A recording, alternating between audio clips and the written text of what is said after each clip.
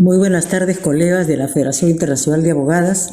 La saluda Carmen Mesa de Lima, Perú, y realmente me encuentro en un verano muy caluroso, pero feliz de poderme comunicar con ustedes para hablar del tema del Poder Judicial en el Perú, basado, claro, en la Constitución y también en las leyes especializadas del Poder Judicial. El Poder Judicial se rige por una entidad que se llama la Corte Suprema de Justicia. También tenemos el Tribunal de Garantías, que viene a ser el órgano supremo en cuanto a si las leyes o las normas son o no dadas de acuerdo a la Constitución, igualmente las sentencias. Pero hablando del Poder Judicial común, tenemos que regirnos de lo que dice la excelentísima Corte Suprema de Justicia y sus 24 distritos judiciales a lo largo y ancho del Perú, que tenemos una costa muy larga con 200 millas de mar territorial. También tenemos la selva, la sierra, el norte, el centro, el sur, muy variadas las 7 regiones climáticas, se dan todos los climas del mundo, nuestra rica Amazonía. Entonces, cuando hablamos de los juzgados, son los juzgados especializados tanto en lo civil como en lo penal, laboral, derecho de familia, también tributario, y por ello hay jueces especializados, especialmente en las principales ciudades del país. En otras se da el juez mixto, es decir, el que ve civil, penal, también ven cualquiera de estas especialidades, porque también hay quizá menos litigios. 1/3 de la población del país vive en la capital, entonces por eso se da muchas veces el retardo en la administración de justicia, pese a que las leyes siempre dicen que debe haber celeridad y simplicidad, que son las características de la justicia peruana.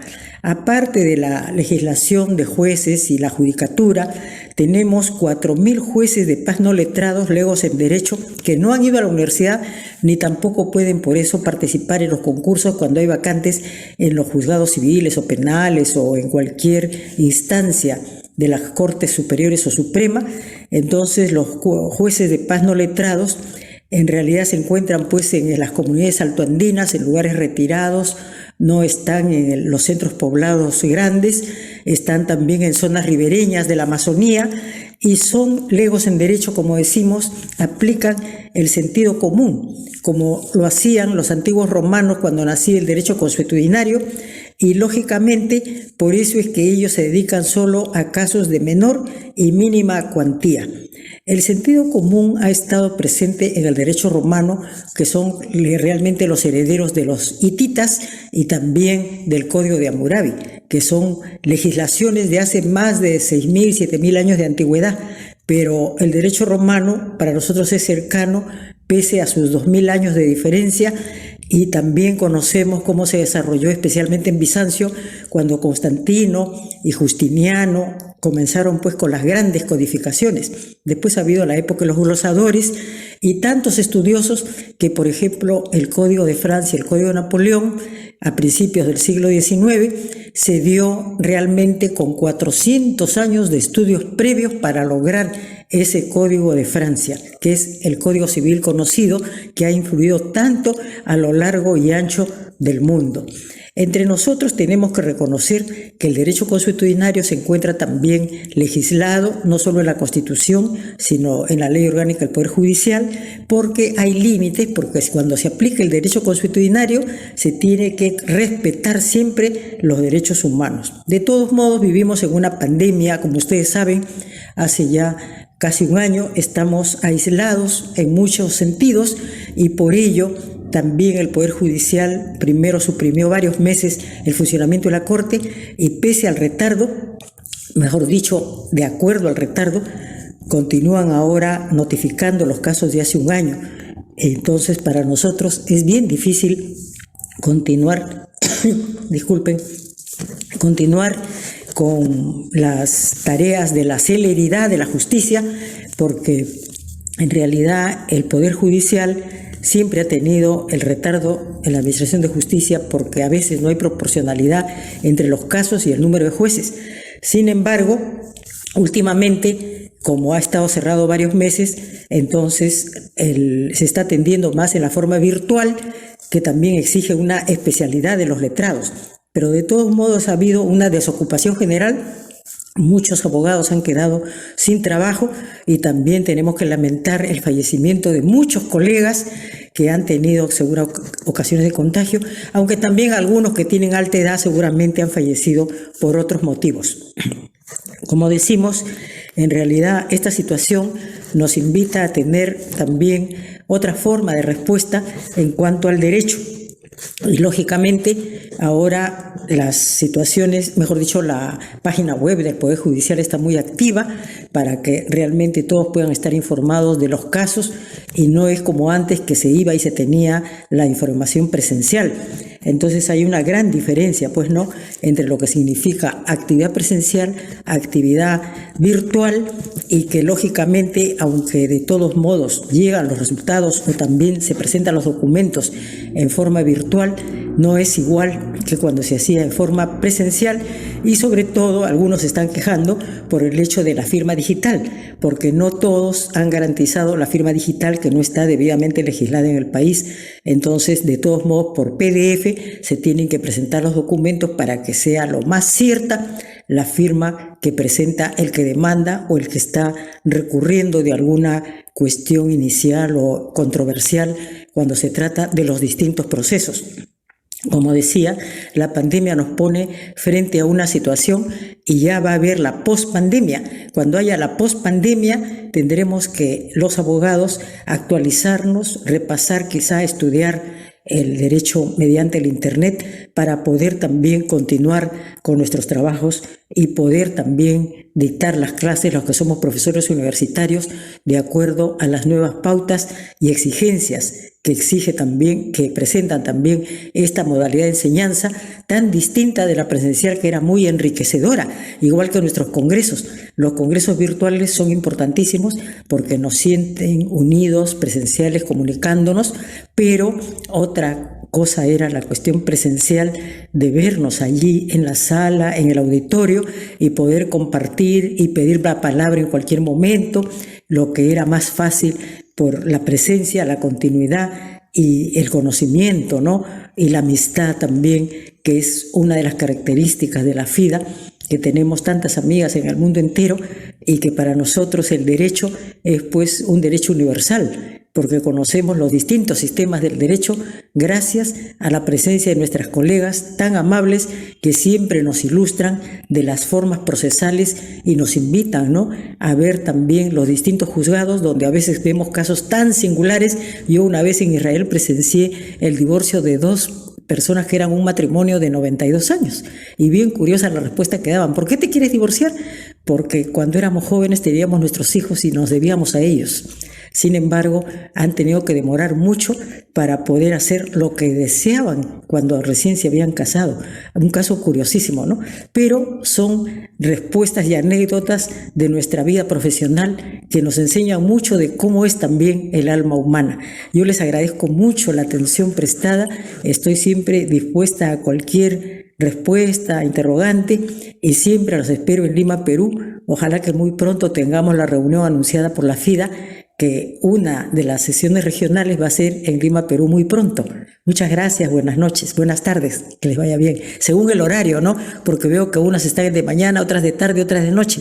Que les vaya muy bien. Hasta luego.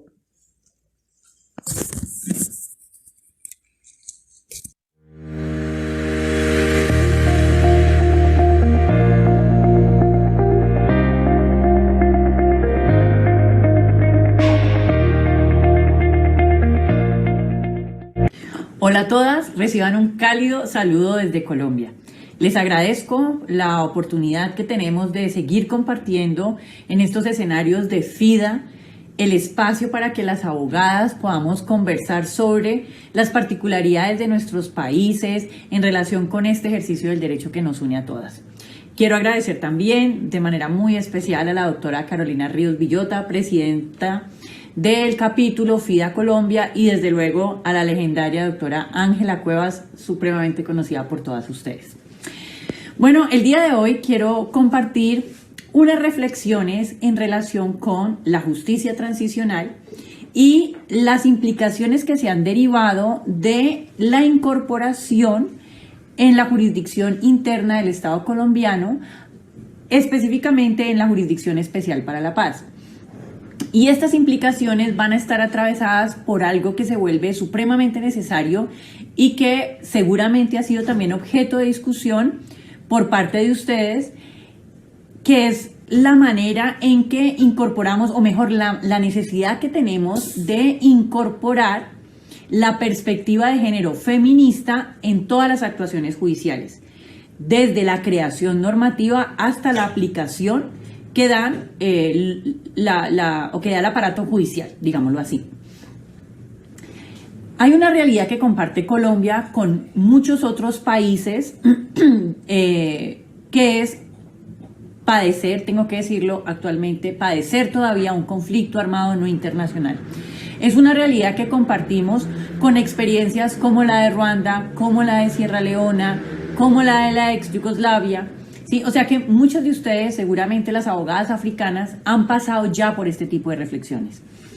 Bueno, para Colombia, para nuestro país que está viviendo este proceso de transición, que no es el primero, ustedes seguramente han conocido la complejidad o tienen referencia de la complejidad que vive nuestro país en relación con el conflicto armado no internacional.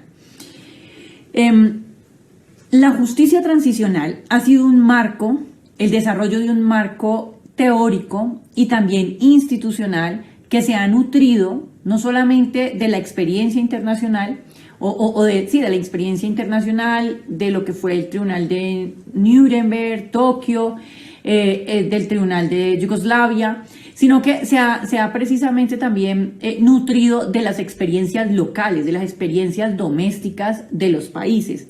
Y Colombia viene a ser como una sumatoria de todas estas experiencias que, con aspectos positivos y aspectos negativos, pues hemos tratado de incorporar o de crear un escenario de justicia transicional que nos permita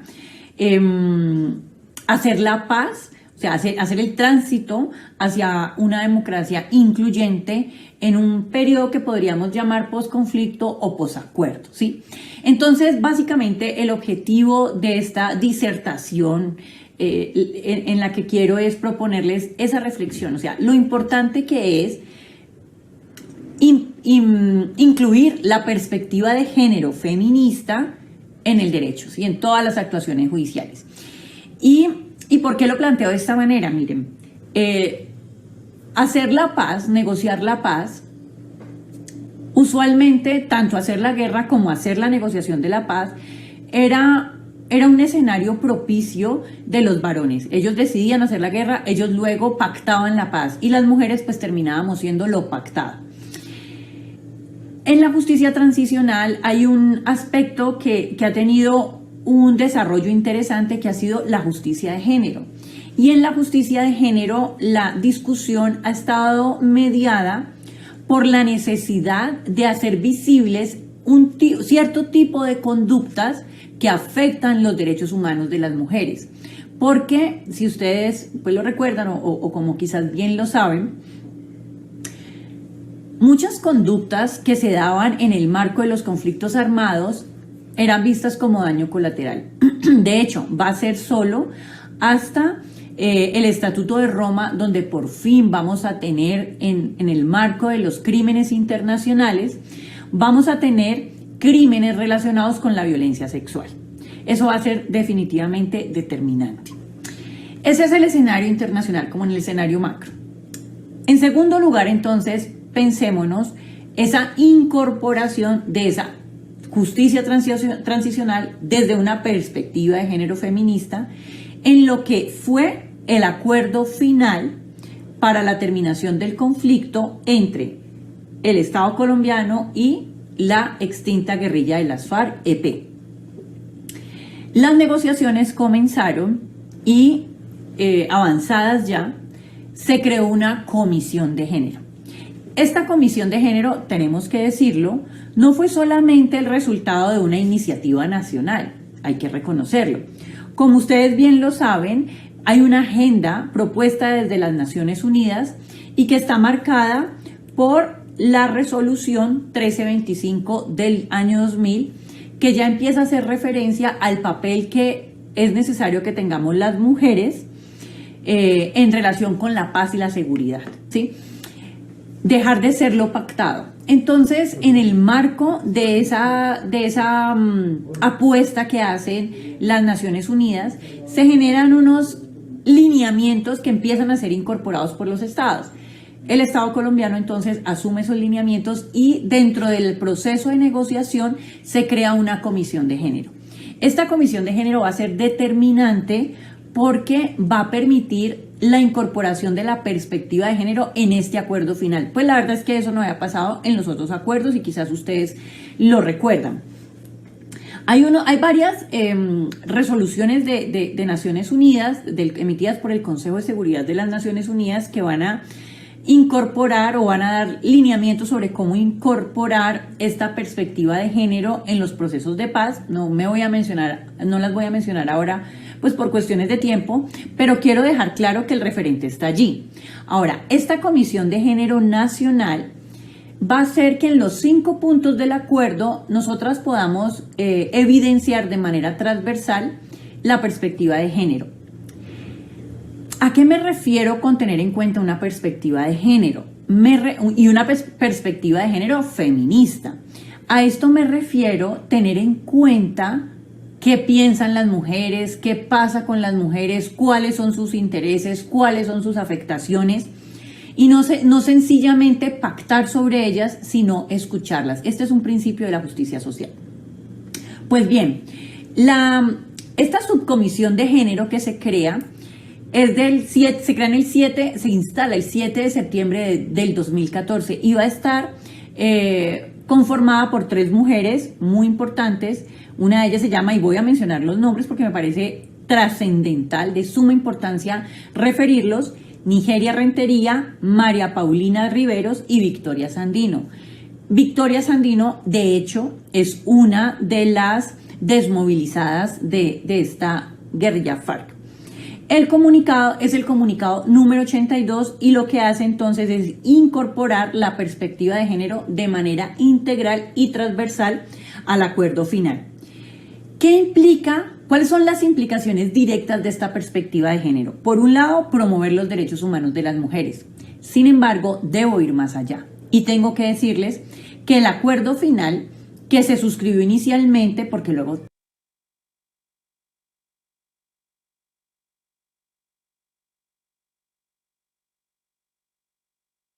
amplio, porque promovía el derecho a la diversidad sexual y a la orientación sexual, a la identidad de género, ¿sí? Entonces, esto fue de verdad muy importante porque, y aquí ustedes tendrán que consentir conmigo, ningún otro acuerdo lo había tenido de esta manera. En unos ajustes que tuvo que hacérsele al acuerdo, promovidos por la derecha y unos sectores bastante conservadores del país, esto fue matizado un poco, ¿sí? Bueno, el acuerdo final, y aquí quiero citarlo de manera literal, va a hacer referencia a lo siguiente, va a decir: las transformaciones que necesita el país para construir la paz no podrán ser posibles sin una sociedad que reconozca y respete las diferencias y en donde queden en el pasado las estigmatizaciones y discriminación en razón del género, ¿sí? O sea, se crea todo un propósito para que le sirve de soporte a la inclusión de la perspectiva de género.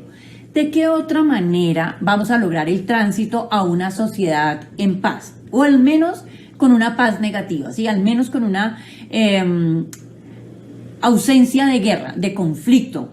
Pues tenemos que escuchar a las partes intervinientes, tenemos que escuchar a las mujeres.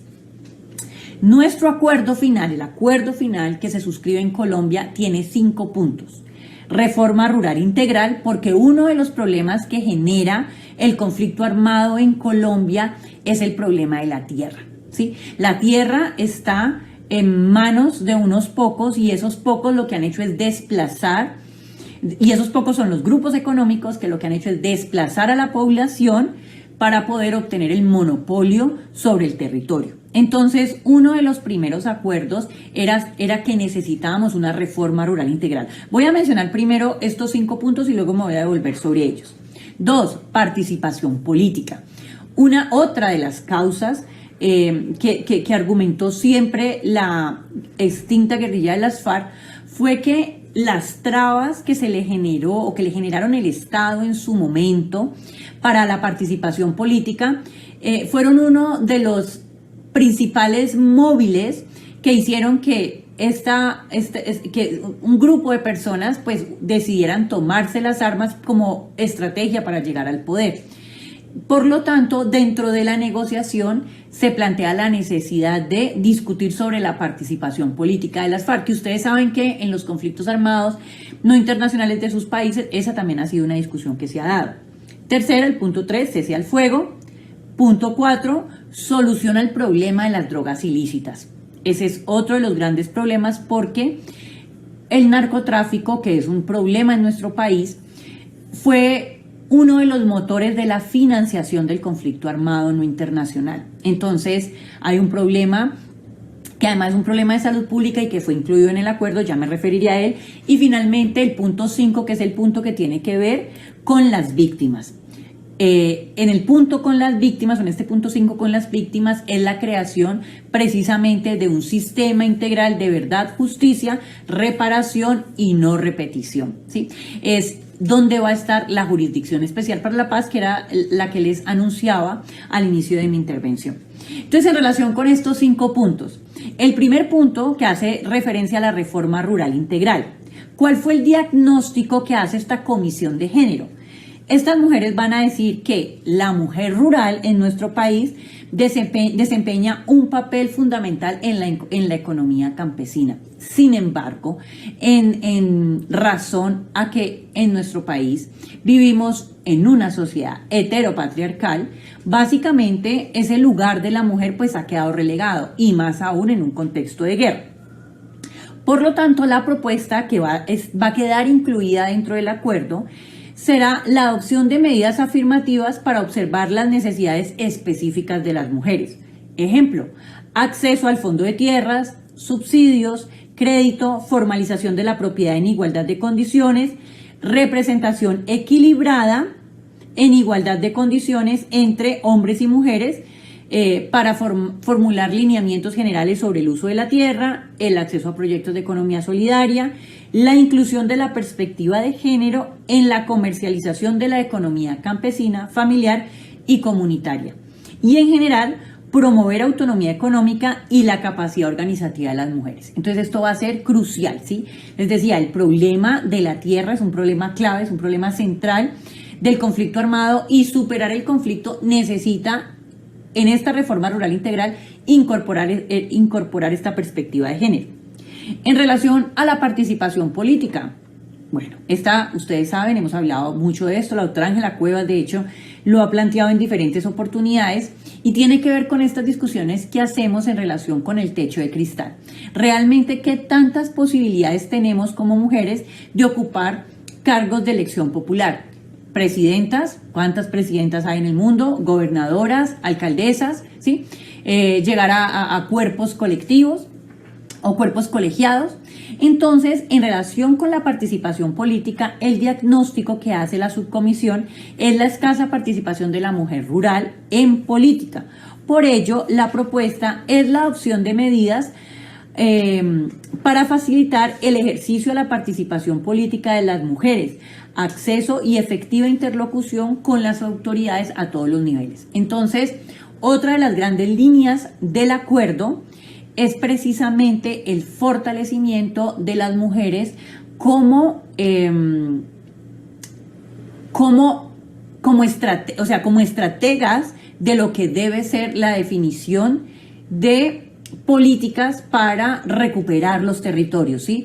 Para incluir a las mujeres, porque ustedes lo saben, la política tiene que ver con la negociación de intereses, con la negociación de necesidades. Mientras las mujeres no estemos en estos escenarios de discusión, pues simplemente nuestras necesidades quedan sin voz, ¿sí? Quedan sin la posibilidad de ser tramitadas. Entonces, ese es otro de los puntos muy importantes del acuerdo.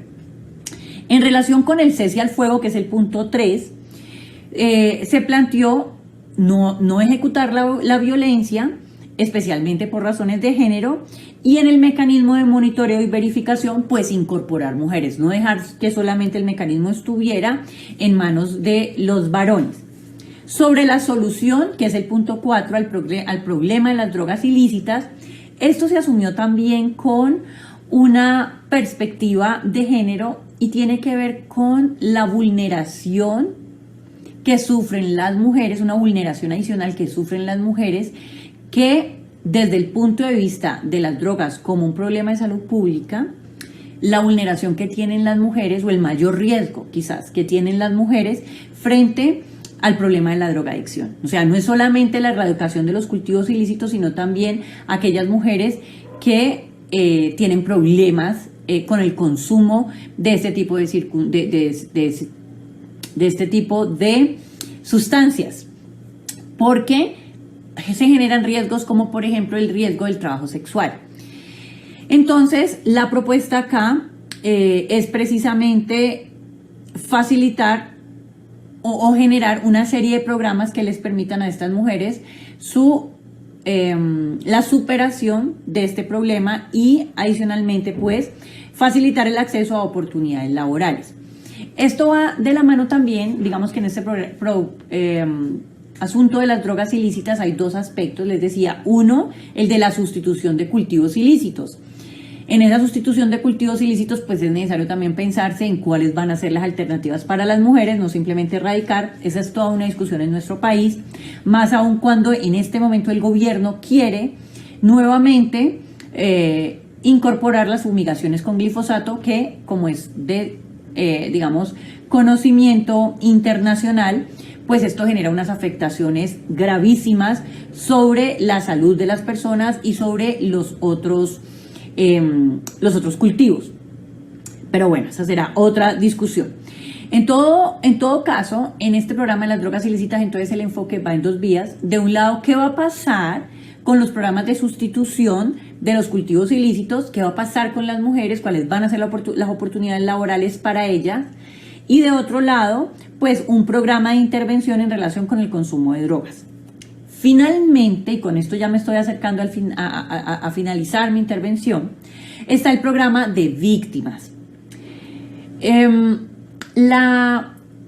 acuerdo final considera, desde luego, que es necesario crear un sistema integral para conocer la verdad de lo que pasó en el conflicto, para promover la reconciliación, para hacer justicia a quienes pues cometieron toda clase de crímenes internacionales, crímenes de lesa humanidad y crímenes de guerra principalmente, y para garantizar la no repetición de esas conductas.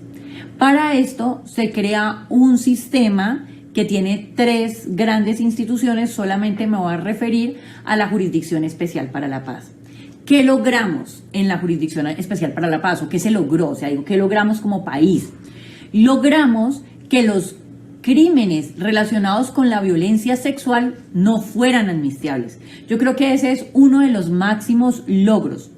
Aquí la discusión, pensaría yo, y en esto quiero anclar con algo que decía al inicio de mi intervención, y es la perspectiva de la justicia de género. Yo creo que más allá de la sanción que se pueda implementar por los crímenes de violencia sexual, más allá de la sanción, yo creo que en parte el logro de la justicia de género es poder hacer justiciables este tipo de conductas y que quede claro que los cuerpos de las mujeres no son cuerpos de guerra, ¿sí? Que los cuerpos de las mujeres se respetan y que los derechos de las mujeres son derechos humanos en tiempos de paz y en tiempos de guerra. Más allá, como les digo, del asunto que tenga que ver con la sanción. Yo creo que los valores del feminismo y los valores de la justicia de género tienen que ir más allá de seguir repitiendo las discusiones sobre el castigo. Yo creo que hay otras maneras de reparar y serán cuestiones que tenemos que explorar, ¿sí? Entonces, el máximo logro que tenemos aquí en Colombia en relación con nuestra Jurisdicción Especial para la Paz, yo lo diría que es en clave precisamente de que los delitos de violencia sexual no sean amnistiables. O sea que va a haber juzgamiento por ellos. De hecho, instituciones de orden nacional, organizaciones no gubernamentales, organizaciones de víctimas, le han pedido ya a la JEP que abra un macrocaso sobre violencia sexual. Eso no significa que en los macrocasos que existen actualmente, que son 7, no haya o que esté por fuera de estos macrocasos el análisis de las conductas relacionadas con la violencia sexual. Sí lo hay.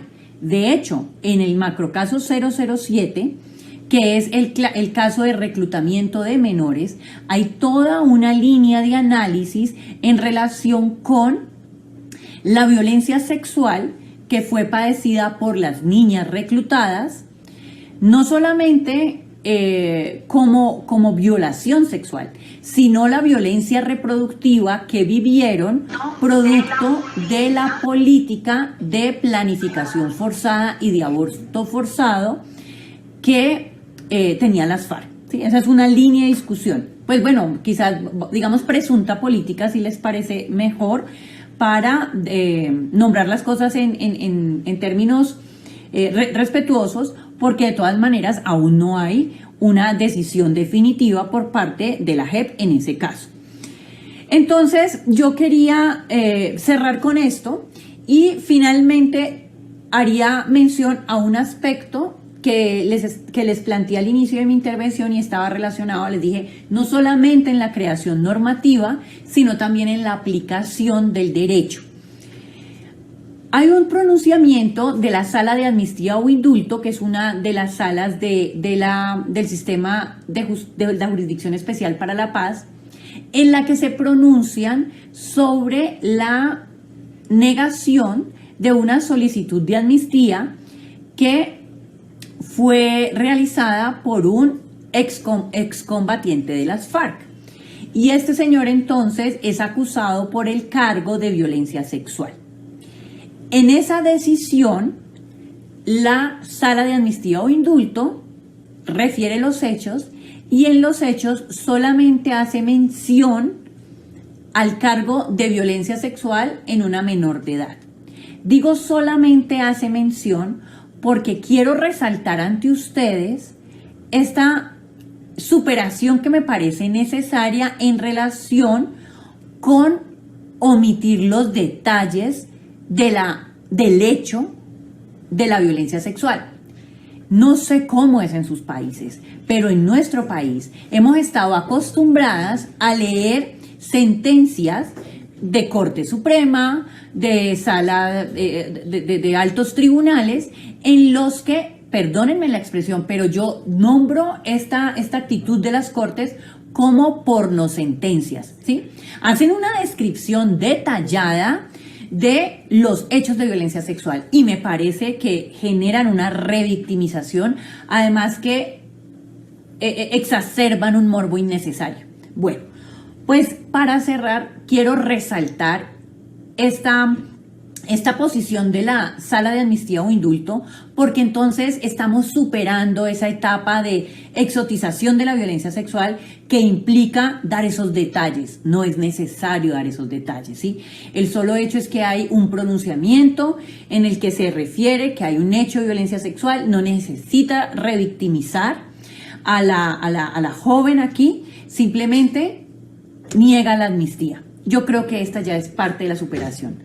Bueno, pues básicamente entonces lo que conversamos tiene que ver con la necesidad de mantener, si se quiere, estos estándares internacionales que ya hemos logrado gracias a la lucha de muchas mujeres como ustedes, de muchas abogadas que desde este activismo internacional en el derecho, que es una súper herramienta que tenemos, hemos logrado incorporar a las jurisdicciones domésticas esos estándares internacionales. Entonces, desde aquí, desde Colombia, seguimos batallando fuertemente porque nuestra justicia se ocupe de tener esta perspectiva de género. Muchas gracias.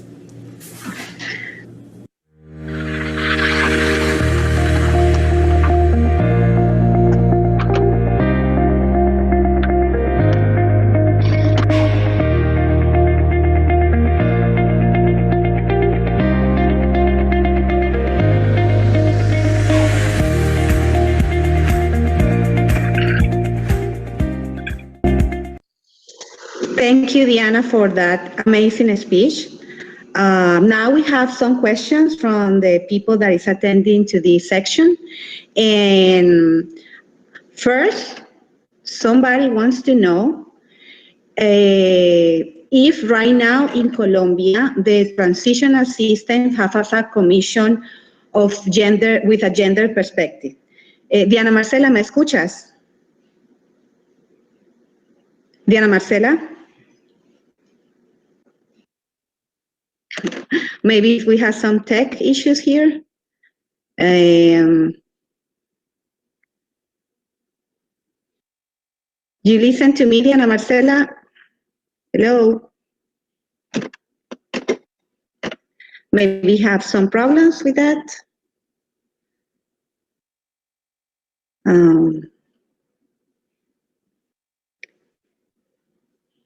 Let's see. Sorry for the inconvenience.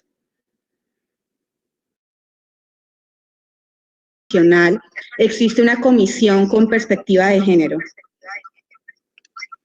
Sí, Carolina, en efecto existe una comisión que tiene carácter consultivo y las salas que conforman la JEP tienen la posibilidad de consultar sobre cualquier tema relacionado con la violencia de género. Si bien los conceptos de esta sala no son de obligatorio cumplimiento, sí permiten orientar a las salas en su decisión. Okay. Justamente en este momento, si quieres traduce y yo ya termino. Okay.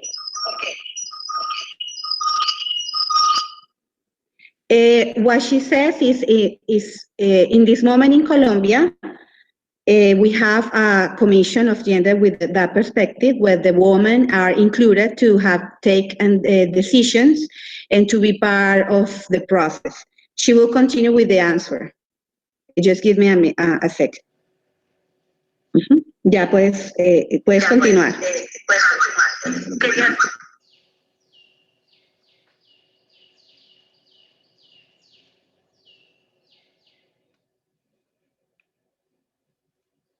Como objetivo analizar cuáles salas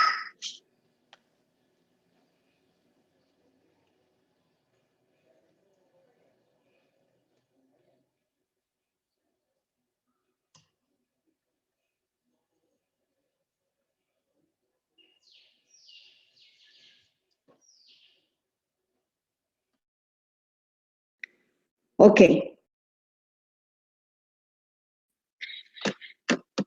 The other question that we have is that how the indigenous women from Colombia has been included, or if they have been included in this process of transitional justice.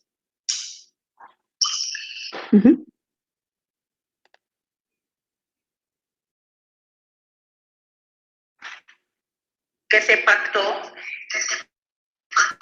la necesidad de contar con una comisión ética. Entonces, así como existe una comisión de género, existe una comisión ética que se ocupa de darle la voz a las mujeres indígenas, afrodescendientes, bueno, rom en general. Okay.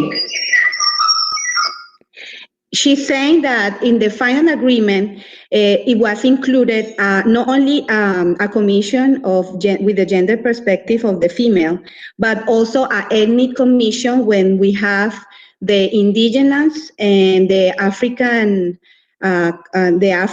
women too that live in Colombia to be included in all the decisions and all the process and all the system process. Diana Marcela, you finish that answer? ¿Terminaste esa pregunta, esa respuesta? Sí, sí. Okay. Y una última pregunta. Last question. We have last question.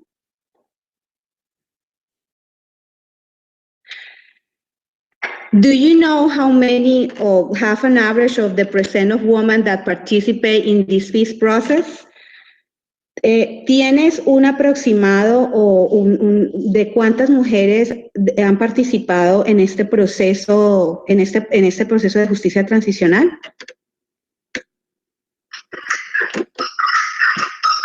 Bueno, digamos que no tengo un aproximado, pero puedo decir que las mujeres están participando en todos los escenarios y que la participación es paritaria. Tenemos mujeres en las instituciones, tenemos mujeres lideresas al frente de los movimientos de derechos humanos. Hasta ahí. She doesn't have a specific percent of the participation of women, but they are participating. They are participating as a leaders, as leaders in many scenarios and in different levels. So we have a good participation of women, but we're still working on that. Okay, Diana Marcela, thank you very much for your participation.